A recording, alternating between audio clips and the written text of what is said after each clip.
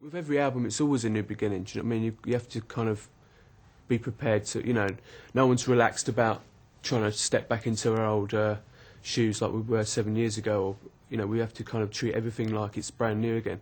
And that's exactly what we do when we play live. We try and just think, yeah, we're a new band, and off we go again with new songs. Do you know what I mean? With records, you've got to be brave, and I think that with Baby's Got a Temper, that wasn't a brave record. I think we'd, in my opinion, I think we'd kind of backed ourselves into a bit of a corner and just, it was Prodigy by numbers really, and I think that we were under a lot of pressure at that time to release music, and I think that the result of that was just, Baby's Got a Temper was like a sonic description of the band. It was just a mess, do you know what I mean? It was like cluttered, it didn't have the energy, it was actually quite a down on that record, It was a hard time that period, but I think that with the gigs as well, we didn't have any new tracks, so we were just kind of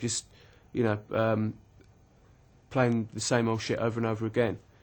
I think I was going through my studio, it felt like every time I entered into my room in my house, it felt like it was like closing in on me a bit, do you know what I mean? And I felt like the record company were looking through the windows, even though it was on like the 5th floor, do you know what I mean? It was like a bit weird, and so I thought, I've got to get out of this room. And that was when I brought the laptop and just felt free then, do you know what I mean? I grabbed like 5 or 6 bits of equipment out of my studio, and then I could go to New York, I could go, set up a studio in London, I could write in my bed, anywhere in the garden, and it just became an enjoyable process, which is what it always should be, do you know what I mean? It is called Always Outnumbered, Never Outgunned.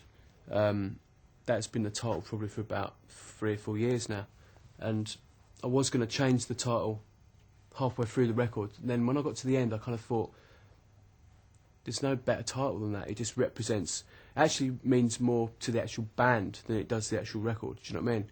Which is really important, and it's a good title, so we're going to go with that, I think people have to be re-educated what the Prodigy was always about. The Prodigy was always about beats and samples from day one. And if people have come in from the Firestarter period, then yeah, confusion will be around. But I mean, I think for things to carry on, I think the thing with the Prodigy is like we went from No Good to Poison to Voodoo People to Firestarter to Smack My Bitch Up. You can't put your finger on what the Prodigy is about. It's always been like that, moving around. The moment we kind of started to consider ourselves more like a band with a frontman, I think that was when we made some great records, but I think that formula actually limited us and actually made us feel like we were stepping back again. And Girls actually feels like a natural next step musically on from Smack My Bitch Up or Baby's Got a Temper, do you know what I mean? It feels totally natural. And as long as the Prodigy's made up of like the live thing and the music, and as long as we've got those two halves that fit together, then it's fine. And I spoke to Maxim and Keith about this once. I recorded a track Wake Up Call on the album and Girls, and basically like I told them that they weren't going to be on this record just because I wanted to do something that was more related to the second album, and as long as we could take the album live, which we can do, then it wasn't a problem, Yeah, Spitfire was a definite, it was the only track that could really open this album, because I think that when you press play, it's just like the Prodigy are back, do you know what I mean? But back in the right way. And I think that, you get kind of comfortable in thinking, yeah, this is how the album's going to be, and then it suddenly takes a right turn, and Girls comes in, and that's kind of more of an electro track, Since I recorded that, I did do a remix of Girls, which has got Maxim on. So I've already started to re-record the guys again. I mean, I'm going in the studio next week to do some more track work with Maxim and stuff.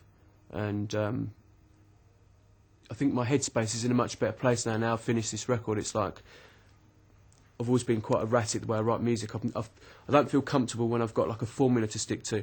I wouldn't be a good person in a band with a typical lineup, because I'd always want to bring different instruments in. I want to bring a violin into a rock band if I wanted to, do you know what I mean? Yeah, the visual side is very important. I mean, all three of us have always been really big on like, it's very important the way things look. Videos are very important, artwork's very important. And I think the bands that can't be bothered to put that in, just,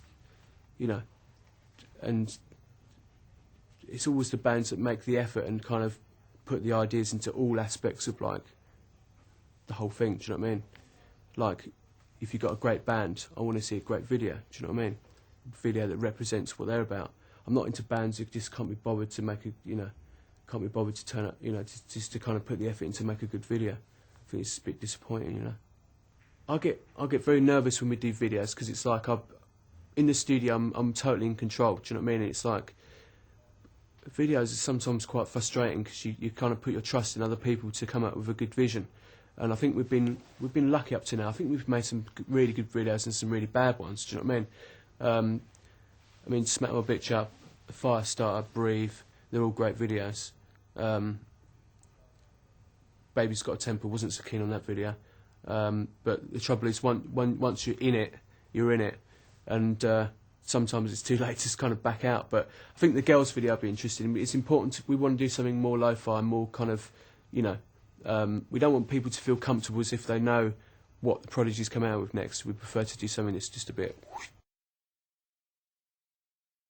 The internet's an interesting thing because it enables people to kind of talk about stuff before it comes out, and I think a lot of the fans are like confused about the record as well. And I think that Prodigy's always about being brave, moving forward. I think if people were happy for us to stay in one groove and sound, like from Firestarter, then I think it's not a band I want to be in. Do you know what I mean? I want to move forward all the time. I'm frustrated in a way because I think that downloading of music before it comes out may affect the impact of something. If you're a fan of the band, you buy the record. You want to kind of you want to have the original piece of thing in your hand. But I think that I'm not that fussed about it. I mean, it's kind of cool because I like the debates. I like the debates about the music and just the way the kind of things that starts happening. People kind of hear about it, but I think it's one of the frustrating things about the internet. It got leaked, and there's nothing you can do about it really. All I hope is people come to the gigs. Do you know what I mean? And that's because that's what really the band is about. We're kind of about the success of the band is based on how long we can play for. And if we can carry on playing and people want to hear the music, then it's cool. But I think the internet thing is just, it's like initially I was a bit annoyed about it, but I think everyone's in the same boat, and you just have to. It's just part of it, really. I think.